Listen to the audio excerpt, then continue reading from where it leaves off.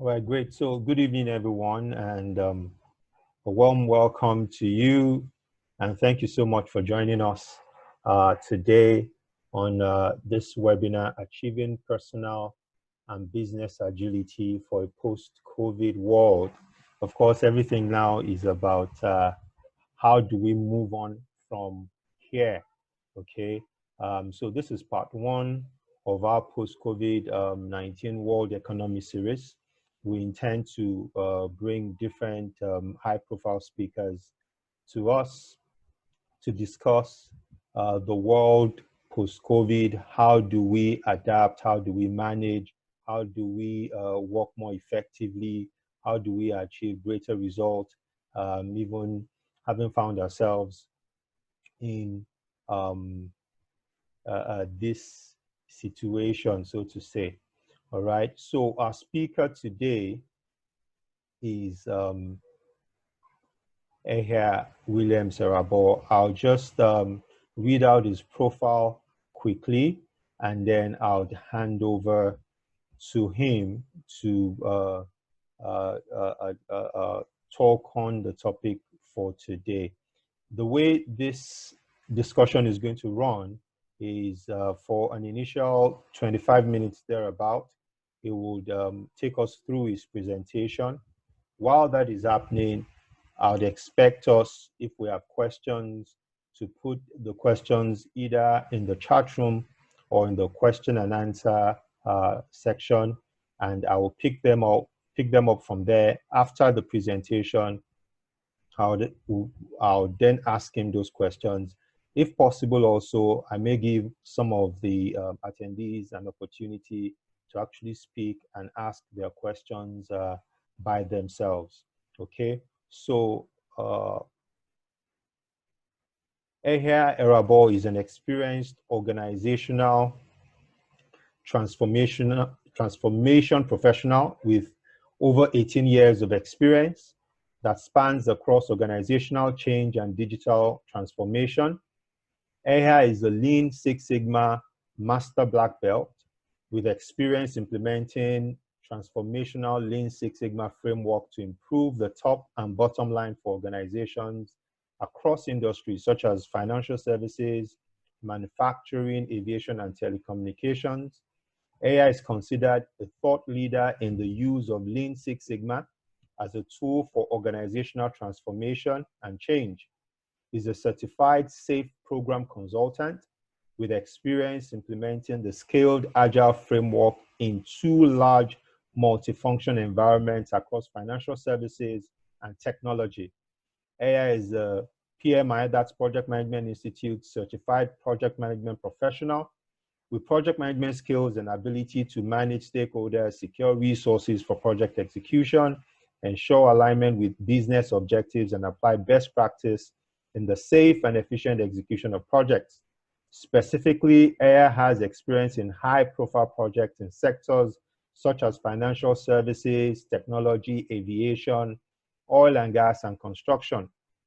Currently, Ehia is the Chief Transformation Officer for Interswitch Group, Africa's foremost financial technology company, where he's responsible for creating value for the organization by delivering efficiency, effectiveness, and resilience in business processes, sustaining a culture of continuous improvement, improving profitability and digital transformation.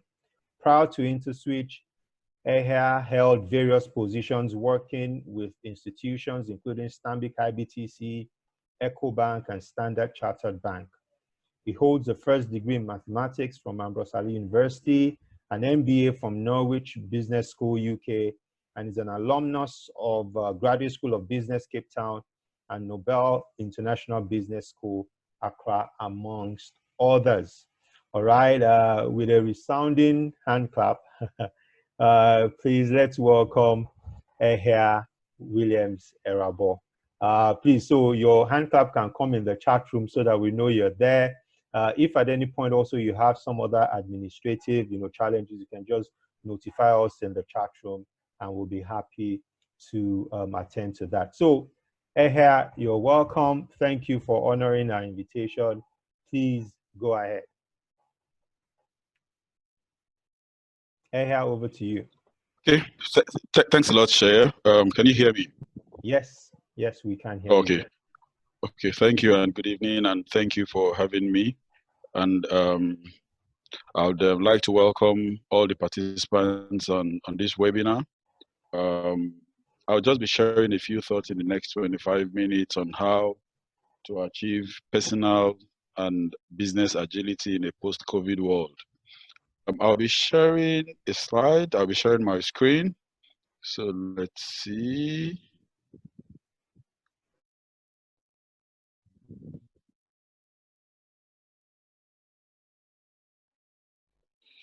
Just hold on 1 second.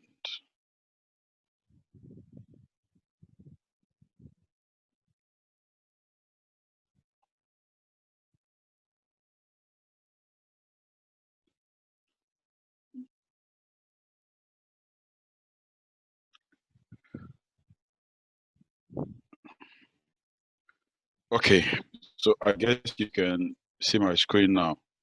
Are you able to see my screen? Share, please confirm. Yes, we can see your screen. Yes. Okay. So first of all, I'd like to start this session with this thought. And I mean, the author is quite unknown. Some say it's by Mary Kay Ash. Others say it's an American proverb. I mean, it's a very valid thought, and I'll be starting the session with the thought that says that there are three kinds of people: those who make things happen, those who watch it happen, and those who wonder what happened. I'm sure you're quite used to this thought, but that will be my opening for this session. That generally, the world is, people all over the world are classified into these three categories. Everything you see around the world today, nothing just happens. There are people who make things happen, whether it's in the economy, whether it's in politics, in governance, in organizations, even in our homes. There are those who make things happen. And then there are those people who watch what is happening. They are careful enough to see and understand what exactly is happening. But there are those who don't even know what's happening and they just wonder what's happening. It's my hope that with some of the things that we'll be sharing this evening, it would help to move you from one level to the other, at least one level upward. Because across organizations, I see quite a number of people across society today. I see quite a number of people who fall into the last category of those who are just wondering what's happening. So today it's COVID, tomorrow is something else, and everybody is just wondering what exactly is happening. And then there are those who are careful enough to watch what's happening. They know what's happening, and based on their knowledge, they are able to take decisions and take actions that will propel them forward. But most importantly, it will be great to see you in the category of those that make things happen. Having said that, I'd like to just lay a bit of background. And it's around the world that we find ourselves today. The reality is there is nothing new actually happening in the world today.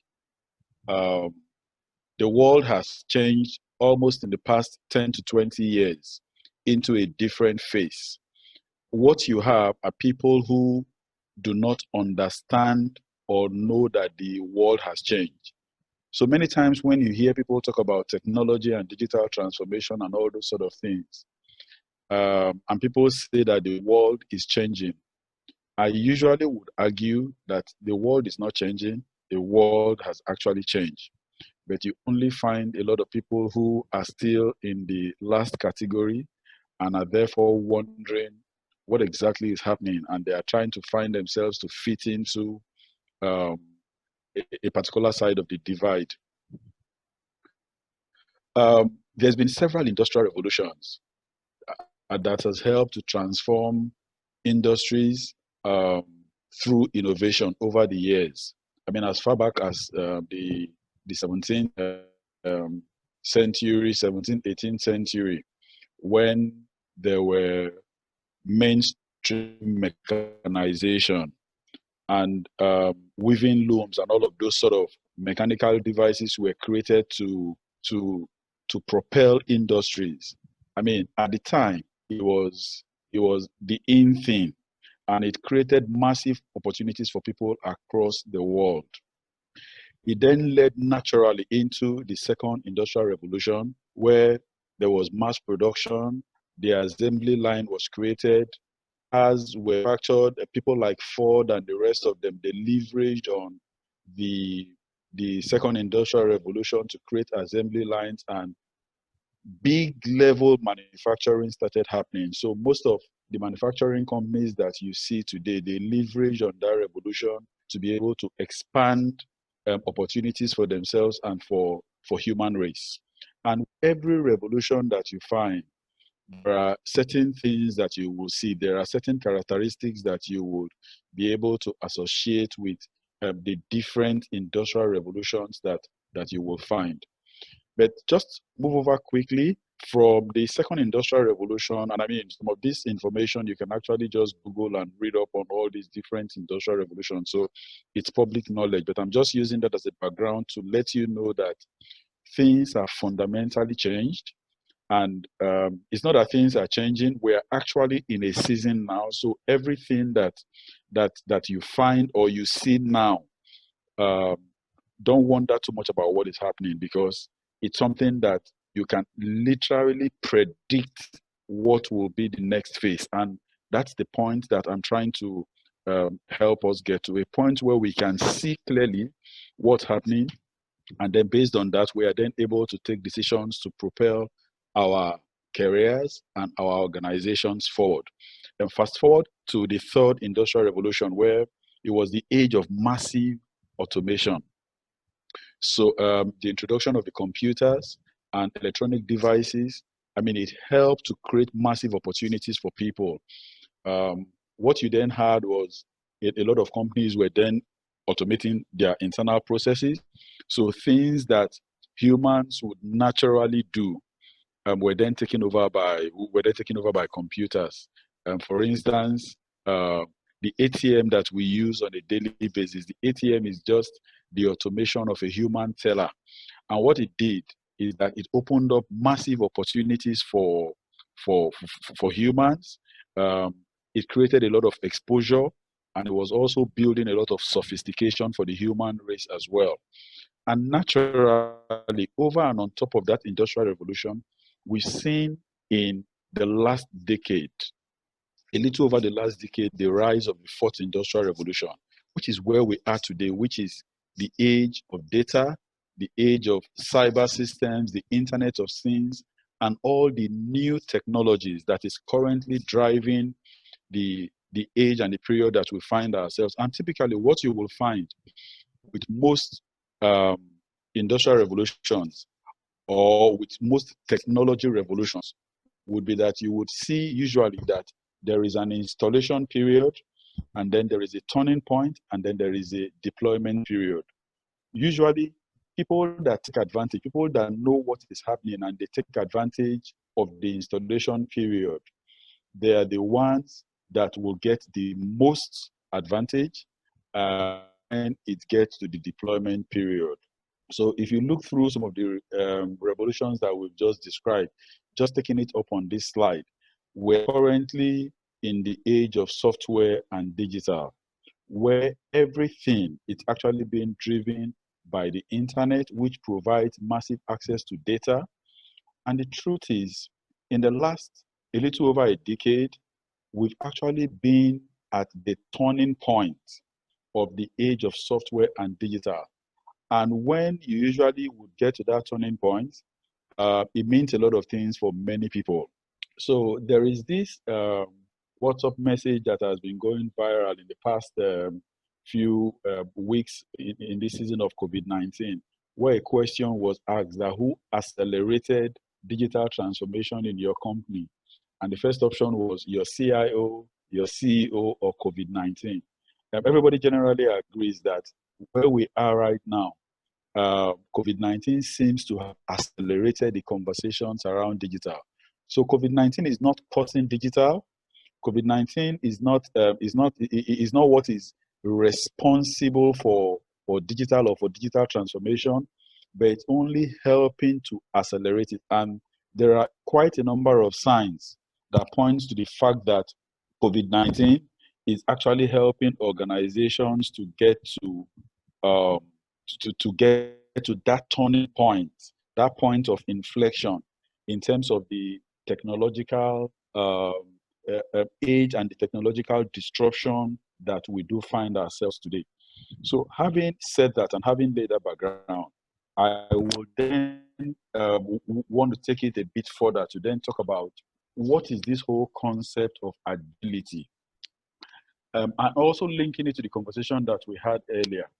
The truth is, with every season and with every industrial revolution, you would always find out that as the next is coming, as the transformation from one industrial revolution to the next is happening, there will be people who would be left out.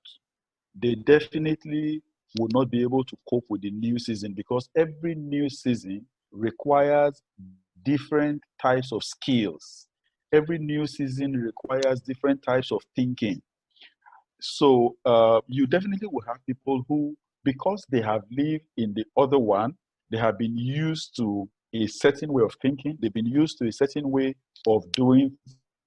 Sometimes people generally struggle in accepting that something new has come, and therefore they find out that they are not prepared to be able to cope with the new season and the new revolution that they find themselves. And that's actually what brings about this whole concept of agility. I'd like to say that when we talk about agility, agility is actually centered around, if you ask me what is the purpose of agility, I would say agility has just one purpose, and that purpose is relevance. The only reason why you want to be agile or you want to maintain individual and business agility is to help you to be relevant. Because the truth is, when you then move from one season to another, whether as an individual or as an organization, if you are not relevant, the reality is people are going to leave you behind. And just ask yourself, what do you do with things that are not relevant? You throw them out. A quick example, before, for instance, we started having these ride-hailing services like Uber, Taxify, and the rest of them. For people that didn't own cars, I'm sure, and you were highly mobile, you probably would have the phone number of a taxi person on your phone list that you usually would call upon when you need to move around. But at some point, those things became very irrelevant. When things move to a zone of irrelevance, you naturally would just leave them behind. And in the same way, as we are moving to a post-COVID world and getting into that turning point for the digital age, for the digital transformation or revolution, as we are getting into that age, the reality is some people will definitely become irrelevant. Not because they plan to be irrelevant, but because they did not plan to be relevant. And it happens both for organizations and at an individual level. So the whole purpose of agility is actually trying as much as possible to remain relevant, irrespective of the dispensation that you find yourself. And the truth is, there are some people who would live their entire lifetime through a particular industrial revolution. And for those people, the truth is they may not need to make so much changes as much as people who will transcend between two industrial revolutions or two technological revolutions. So fortunately or unfortunately, depending on the way that you see it, the generation of people who are in the work world of today, you and I, we happen to be in that generation that are almost transiting between one revolution. There are people who lived all their life in the age of computers. And I mean, it wasn't a big deal to them. I mean, they didn't need to make the kind of changes that you and I will be required to make today. But for those of us that are in the workspace at this time, we're actually transiting from one industrial revolution and is being struck by some events such as COVID and by many other things that will still happen and have happened previously, into we are at the turning point in another season, into another revolution, which has been on for a while, but it's been fast tracked, and we are gradually fully then doing like a clean cut from the past and then getting into the present. So, like I said earlier, the question then would be, how do I remain relevant? Because if you are not relevant, people will definitely just move past. They'll just ignore you. Organizations that are not relevant will be ignored. We've seen quite some organizations, because organizations are made up of people. And if the people in these organizations are not relevant, their organizations will be relevant. And if the organization isn't relevant, people who are pursuing relevance that work for these organizations will begin to find their way, because they want to get to places where they can remain relevant.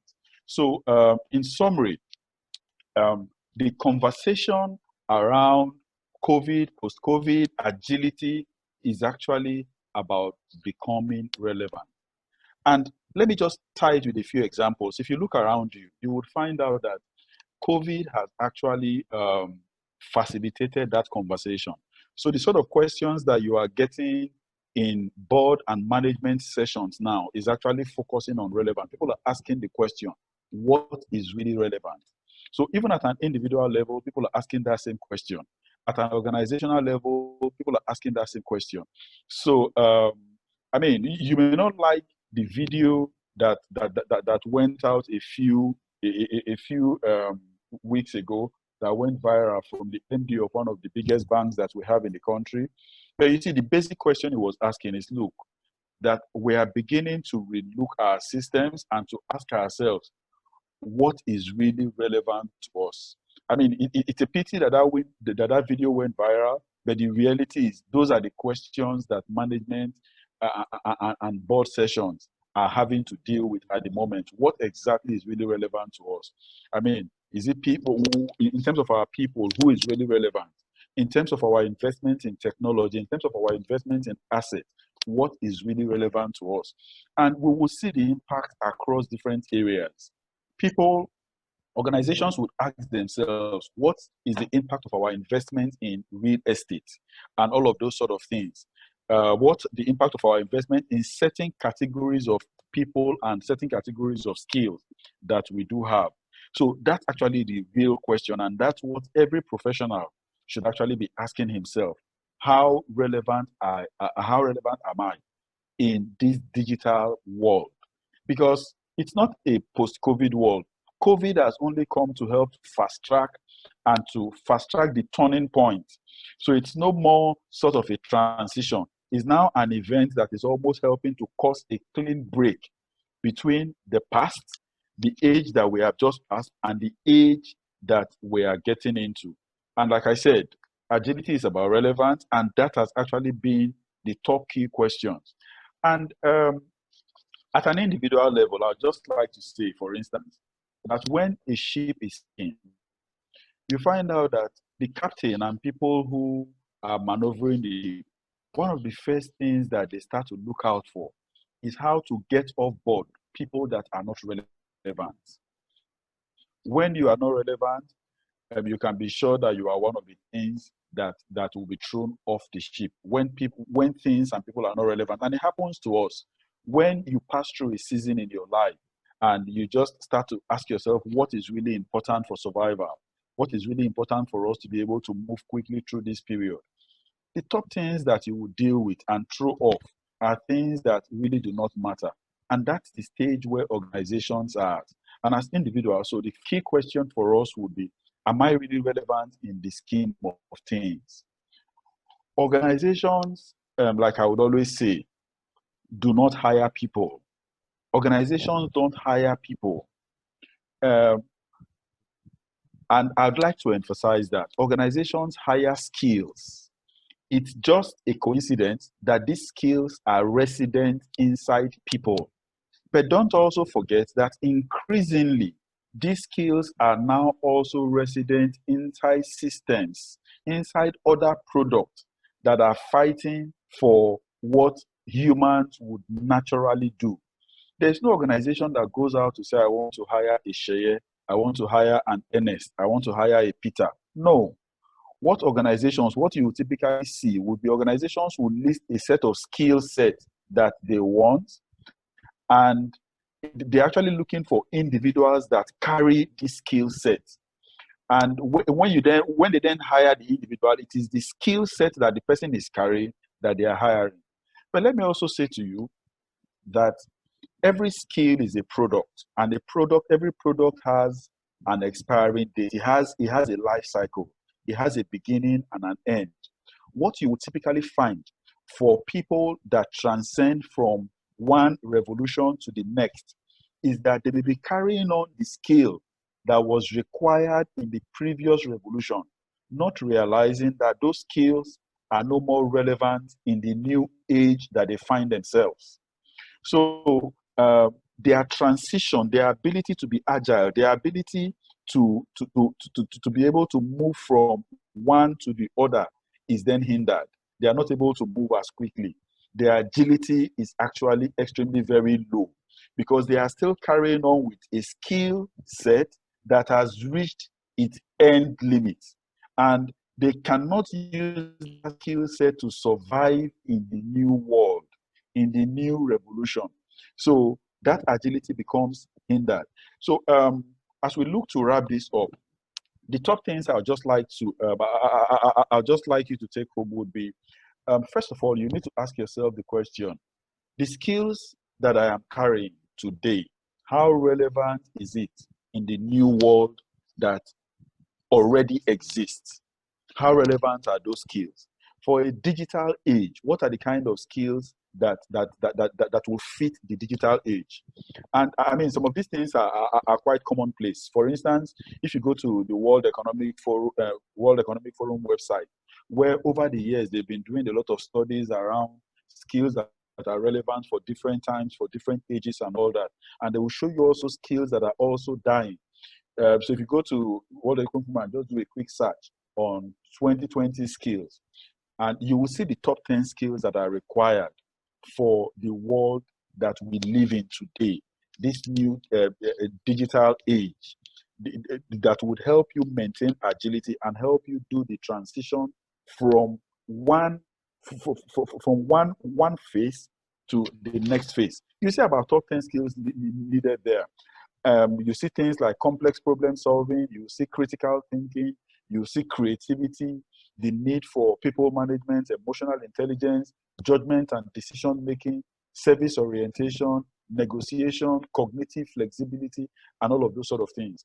But you see, many times you would not find these skills by themselves, existing by themselves. For instance, you'll be asking yourself, how do I get to understand cognitive flexibility and all that? What you will find is that usually these skills are packaged as programs, as packaged as professions, are packaged as products in different across different professions, across different programs. So to be able to get yourself ready, whenever you decide to invest in terms of upgrading yourself, the sort of things you need to ask yourself is, what does this program offer?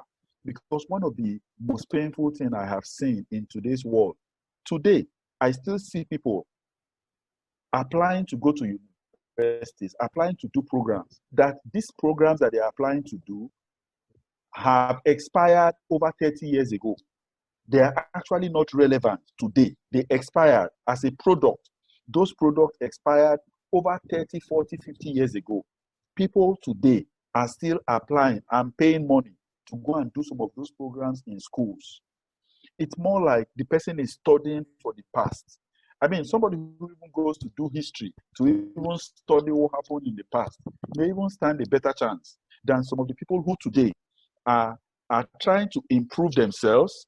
And that's why you find quite a number of people in that third category of people who don't even know what's happening. So once they hear anything, they just run.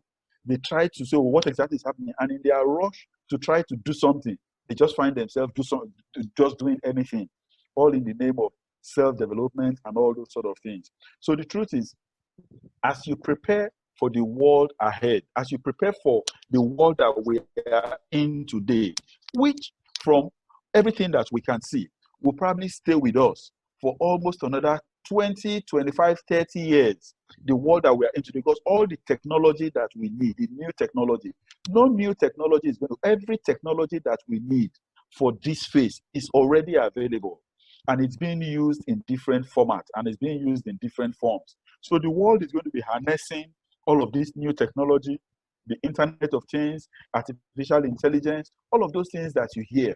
The world is going to be harnessing the capabilities of this technology in the next 20, 30, maybe even 40 years, which most of us listening now, that's almost the lifespan of your career. So you then need to ask yourself, how do I fit in? What are the kind of things that will help me fit in a world where I am competing with machines, in a world where I'm being transitioned from one into another? And then I just like to wrap this up with a few thoughts for organizations. So at an individual level, I shared some high-level thoughts. At an organizational level, if you are responsible for driving transformation and for helping your organizations to be able to transition to the next phase, some of these same things would apply to you.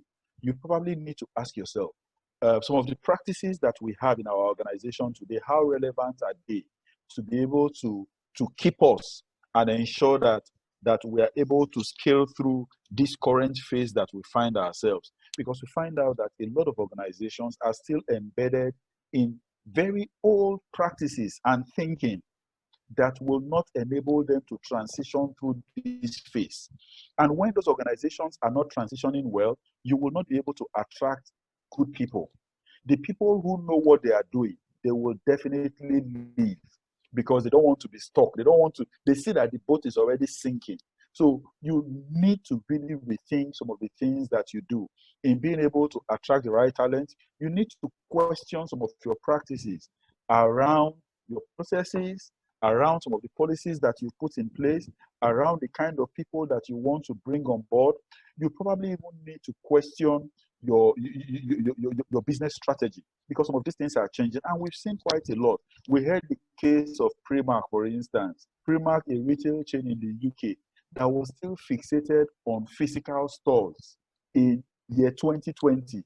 Just see the massive impact that COVID has had on them. While other stores were moving online, they did not. It was somebody who took the decision to say, look, we're not going to do this. But see how catastrophic this event would have been on them. And that's exactly the same thing that is happening. Immediately they became irrelevant, people just moved. The same thing for organizations as well. I'm very conscious of the time. I know I've reached the 25, 30 minute window. I would like to, I hope that some of the thoughts that we've shared has been helpful. And I would like to just quickly hand back over to Sheye now, and then maybe from the questions, we're able to talk a bit more. Just to hand back over to Sheye. All right, thank you so much, Ehia. Thank you for those insightful thoughts. We have some questions, and I want to believe also that in the question and answer period, we'd also get a lot more insight, and probably will get a bit more specific as well. I know you were very pressed for time.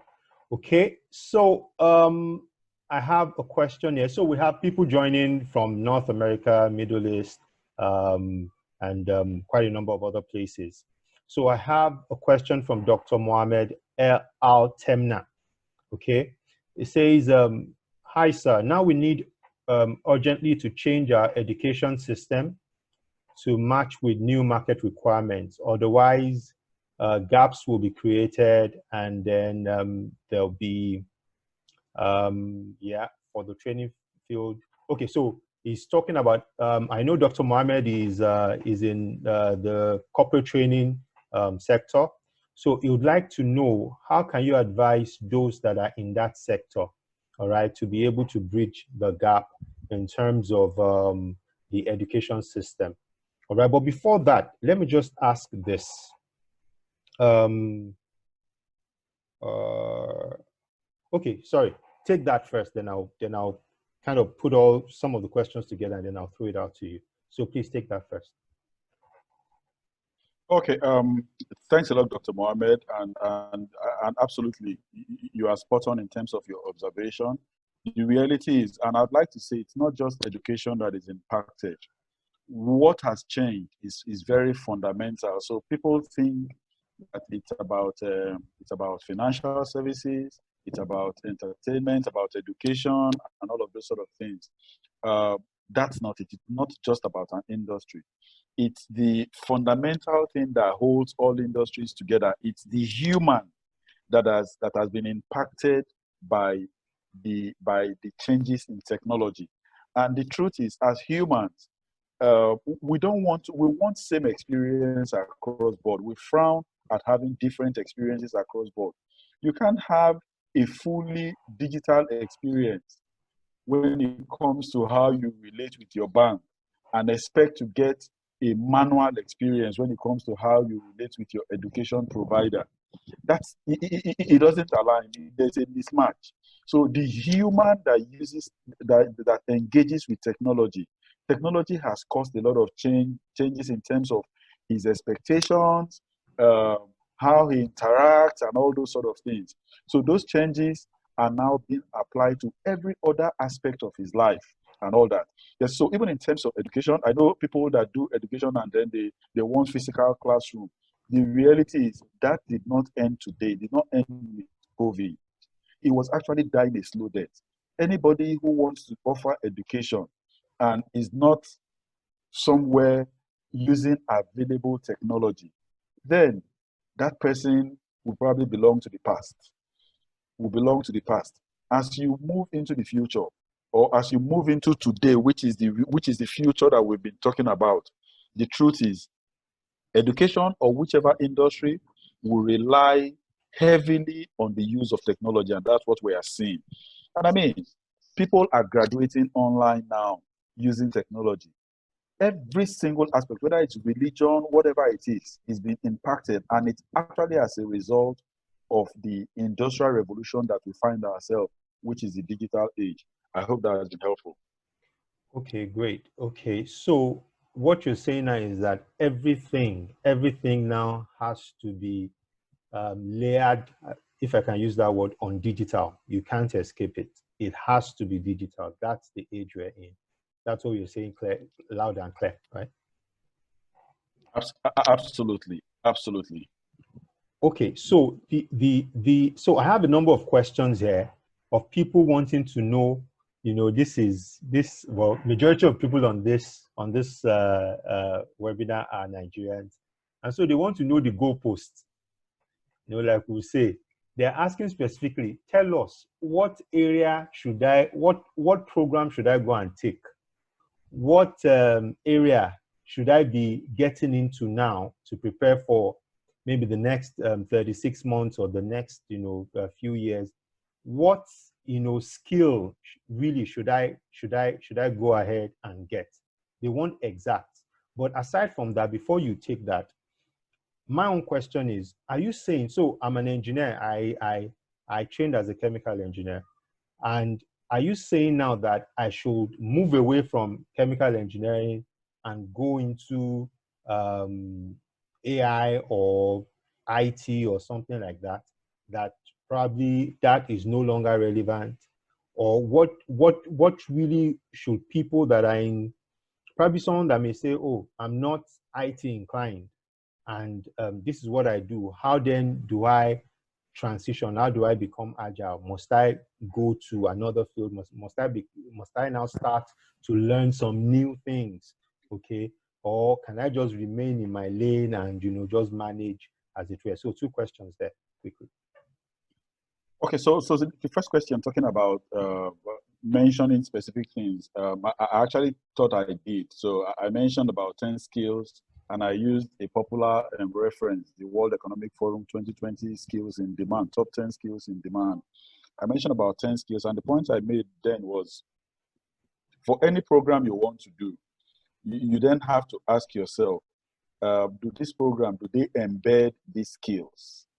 Do they embed these skills? Because you may not see some of these skills as as the full product. You may not see it as chemical engineering. You may not see it as accounting. But what you are then asking yourself, this packaged product that we call accounting, or that we call chemical engineering, or we call mathematics, does it give me an opportunity to be able to get some of these skills? Complex problem solving. Does it teach me how to solve complex problems? Does it expose me to critical thinking? Does it expose me to creativity, design thinking, and all of those sort of things? So whatever the program is called, I don't want to mention go and do this. I don't want to be prescriptive in saying go and do this course, go and do chemical engineering, or go and do accounting. I'm only saying whatever course. No. I mean, if we have to mention a few names, why not? But I want to quickly answer the second question as well. Okay. Whatever program or whatever course you are then doing, you just need to ask yourself if these skills are embedded. The second question was, how then do I transition? The good thing about this age that we find ourselves is that it has also made it extremely easy to acquire new knowledge. This age has brought about a lot of simplicity. So life is actually a lot simpler than it used to be. It has brought a lot of speed to how fast things can happen. So even learning has been impacted by that simplicity. So whatever base you may have built, you've got a university degree in history, in anthropology, whatever case, it doesn't take you anything. It doesn't take you so much to be able to then layer over and on top of it some of the skills that we've talked about. It doesn't take a lot at all to lay over whatever you know today. We've seen people who were medical doctors and today they are developers. We've seen people who were architects and today they are data scientists. The world is never, we've not peaked yet in terms of the demand for data scientists. I mean, in one of the organizations that I worked for recently, we're searching for a data scientist for 2 years in this country. 2 years. We couldn't find somebody who would say, look, I'm a data scientist, I'm in Nigeria, I have these skills. I mean, it was difficult to get. But yet we have graduates who say they are looking for jobs. But there are jobs, there are skill sets that are in high demand that you cannot even find the right people and all that. And so, I mean, if you were listening, I've actually called about 2 or 3 and I possibly do. I mean, I've spoken about design thinking. They are in high demand. People who are able to create solutions that people want and use.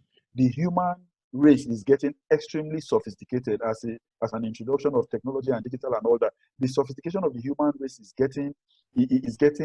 increasing, and because of that sophistication, you just can't come up with any product and think it will satisfy people. No, if it was those days when the level of life and the level of access to things was still very low, anything you come out with, people will buy. But with increased sophistication, we need people that are creative, that have design thinking skills, that have those sort of skills that will make them come out with products that people want. So that's also a very clear example. Okay. Over to you, Shay. All right, thank you so much. So just to recognize those that ask questions about, specific courses. So that was from Mosley Whitfield, from Femi Elufidia, from Damilola Oshinawa. Damilola wants to know if you can share some link. I know you mentioned a particular, you referenced a particular document. If you can share the link, probably in the chat, of those top 10 skills, that would be very well appreciated. Sure, I can. Okay, please. Sure, I can. Okay, and then I have a question here from Busayo Ajibade. It says, taking artificial intelligence, for example, it says it's an emerging and relevant skill for the decade, or yeah.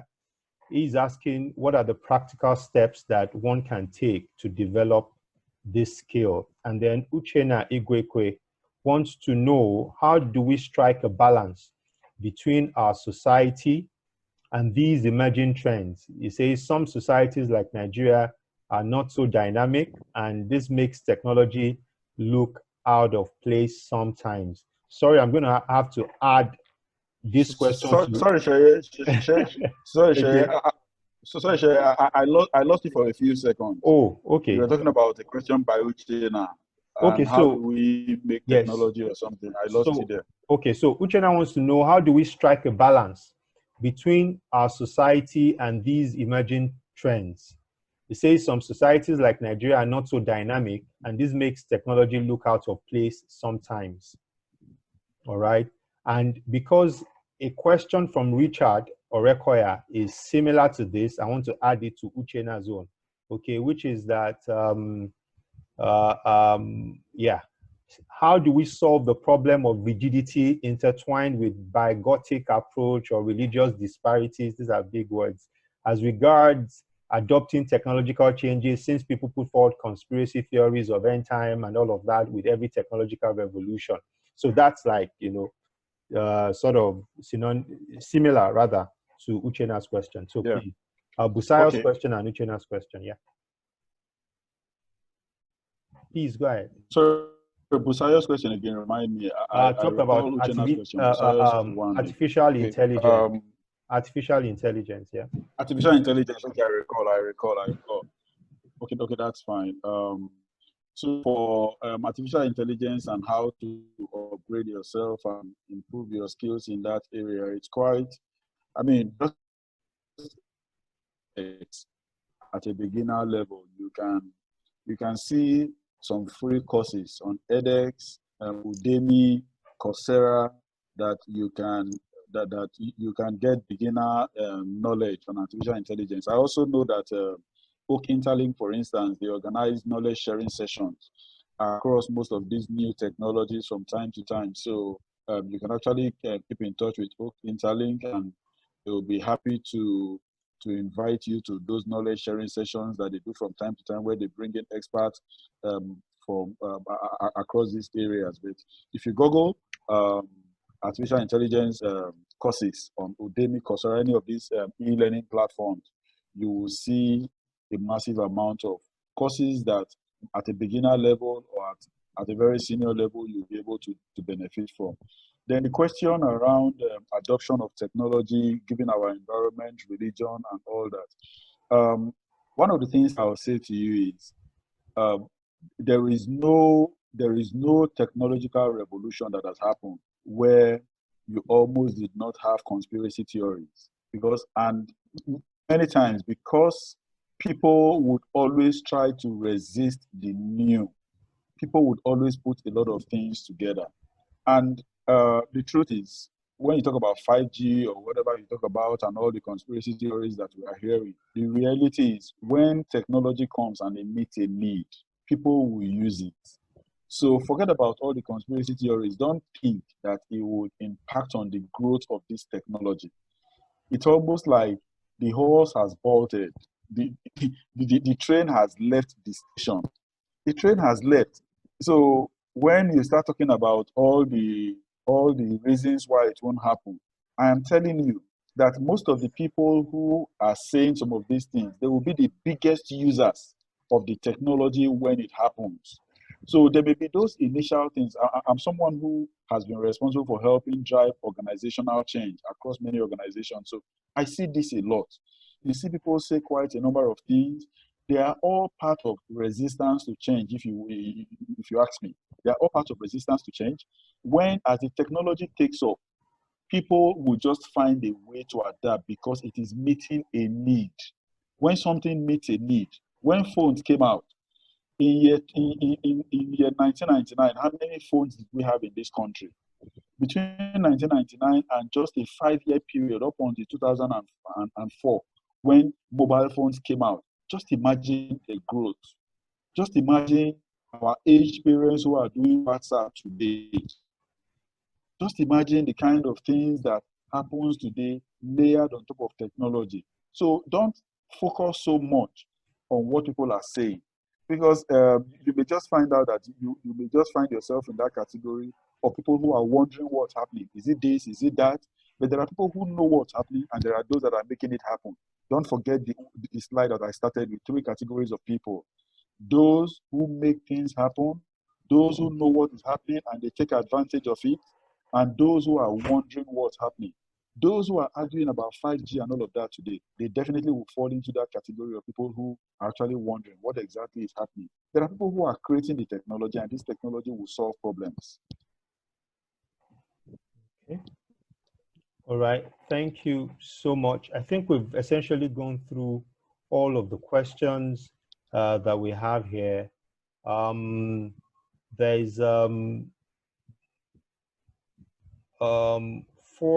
from Hamed Anta Hebeshi. He says, I think it's still what we've talked about before, talking about on the business side and on the individual side, should people change their fields of work? So again, I think it still focuses on, leveraging digital in everything. So what I hear Ebeshi saying is that for instance, if I'm in this business, should I then move into another business based on, this changes and all that? But are there no industries, so to say, that would probably go extinct based on this digital transformation or this digital age, so to say? Now that is sort of a question, yeah. And then, just like you've said, someone's career, there are some careers that would become extinct. So it means those people need to adapt, become flexible, and move away from such careers, right? Yes. So at a high level, I would say that it's not so much of an industry going extinct. It's how the industry is being run and being practiced that would generally go extinct. Okay. If the industry meets a fundamental need, it's just like when people say banks will go extinct, but banking will not. Banking will not go extinct, but banks will go extinct. Education, learning will not go extinct, but schools, if you call school a place where people come to sit down to learn, schools will go extinct, but learning will not go extinct. So for every industry, you probably then need to ask yourself, what is the purpose of my industry? For what purpose does my industry exist? Once you are able to answer the fundamental question, if it's financial services, if it's banking, it exists to be able to provide financial services. So you need to rethink how you provide that service. If you are in education, what you provide is learning, personal development, growth, and all of those things. That's what you provide. So you need to rethink how you provide those services. So it's not likely, if it's logistics, you need to ask yourself, what is the basic thing you provide? If it's transportation, you need to rethink the model of how you provide those services, because the truth is, when people have access to so much technology, thereby reducing the need for people to go around. If what you were providing was physical mobility, so if you are in the transportation business, what you are providing is mobility, to be able to take people from the area where they are to where they need a service to be provided to them or to carry something out. So you then need to ask yourself, how else can we provide this service? Can we change the way through which this service is provided? So even if the need for the industry may not go extinct. So if you look at the industry as the way it is currently being operated, definitely those practices will go extinct. But if you look at it from a needs perspective, you are looking at it from first principles. Based on first principles, what need does this industry feel? And then you then ask yourself, how do we meet that need? Then you realize that that need will always exist if it's a valid human need, but and the way it is being provided based on, and maybe an industry has been built around the way it is being, that will definitely change. And that's what will make companies to become irrelevant. But if you focus on the need, you go back and you think and say, what exactly is the real need is meeting? And then you rethink how to provide those needs, you definitely will remain relevant as an organization.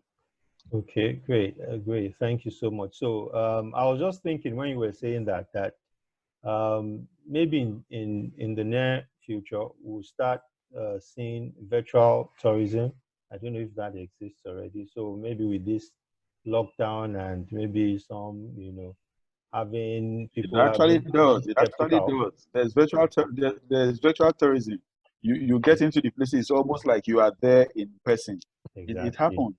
I mean, it may not Engaging. be exactly the way it would if you were there physically, but the truth is, uh, just the way you have people who are 30, 40 years old today and have never been into a bank, you will soon see people who will be 20, 30 years old and they know everything about all the countries of the world and all the important sites, and they've never been there, but they visited there virtually. Yes, so all of these things will change. So if your model has been built on people coming physically to do it, then you probably need to rethink it, because quite some of those may not happen as much as you would think it would actually happen. Because at the end of the day, what people are focused on is managing costs, increasing speed to access, how quickly can we access this thing. So if I want to do a virtual tour, if I want to do virtual tourism, I can literally get there by tomorrow. But if I wanted to say I want to go there by myself, I probably would then plan a trip and all of those sort of things and the cost and all that. Yeah, so people's thinking, people's expectations will change. So we need to rethink how we provide those services. So essentially, we're saying you need to ask yourself the question, what's the purpose of, my business? What is the purpose of what I'm doing? You need to rethink it. You need to adapt. You need to be flexible. You need to be open to change. And I think you need to begin to move quickly now, before I can't quite remember those initial things you said, before the phase, the inception, and then the development and all of that. But the last thought from Jonathan Okusanya, and then I'll allow you to also give us your last words. It says, I think technology is dismantling regional barriers to talent acquisition. For instance, there are Nigerians that are data scientists in diaspora, and they're likely now, as a result of the impact of COVID-19, to engage in remote work for Nigerian companies. I was speaking with someone earlier on today who happens to, be in the data science field as well. And I was saying that COVID-19, no, it was actually someone else. I was saying that COVID-19 has actually brought down some barriers actually to virtual learning. Before now, as a training organization, if you were to by yourself just ask a client that, oh, what we're going to provide is virtual, they say, well, we're not so keen on that. But now everybody sort of has no choice but to go virtual. So that has helped, and I think that's the point of view that Jonathan is sharing. I was going to give you an opportunity to just wrap up now, but I have a quick one here from Opayemi Adekube. He or she says, Ehia, thank you for this eye-opening session. Summarily, I can say everyone and possibly everything needs to be open to change, which is inevitable over time. As evident in the Industrial Revolution it took us through, we need to plan to change as events unfold. However, this change is not limited to individuals. It cuts across the entire sectors or areas of the economy, government inclusive. How do you think organizations can handle the brain drain happening to the developing countries, organizations brought about by undervalued skills which are valued elsewhere? So there was a question there at the end. How do organizations here handle brain drain?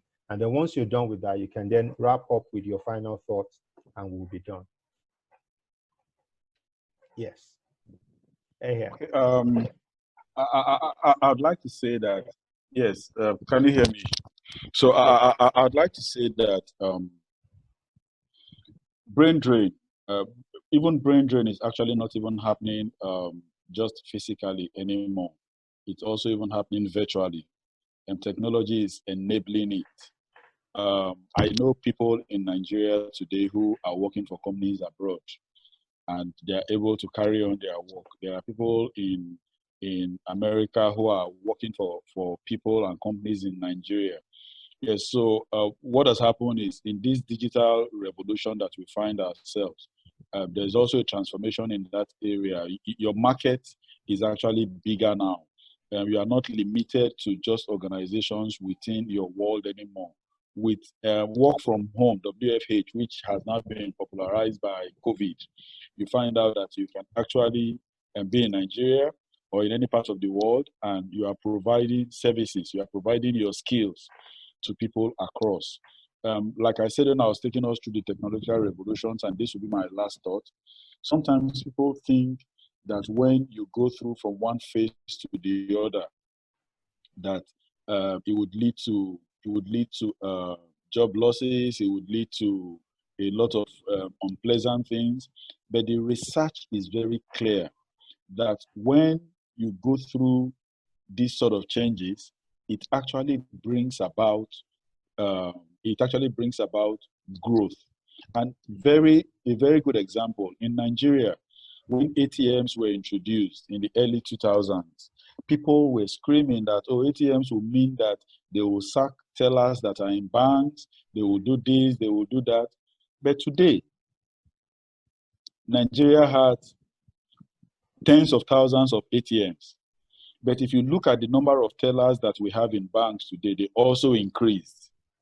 Yes, so it just opened up. What then happened was you are then harvesting the opportunity for people who haven't even experienced these services before. And as you harvest and open up the opportunities for them, it's growth for everyone. So as you prepare yourself for the digital age and for the age that we find ourselves and for life and work post-COVID, the reality is there's no need to be afraid. Just make sure you are ready. Opportunities are also opening up. It's not going to be about job losses. People who complain about job losses and all that are people who did not prepare themselves and they were not relevant. But once you are, and there's no limit to the number of opportunities that can be opened up. So cheer up. It's not all bad news. All you need to do is just to think about how you can be relevant. I wish you all the best, and we'll see ourselves on the other side post-COVID. All right. Thank you so much, Ehia. I appreciate you. And also for everyone that joined, thank you so much from essentially all over the world. Thank you so much. I appreciate that essentially everyone that joined stayed till the end and also participated actively. I think that's encouraging.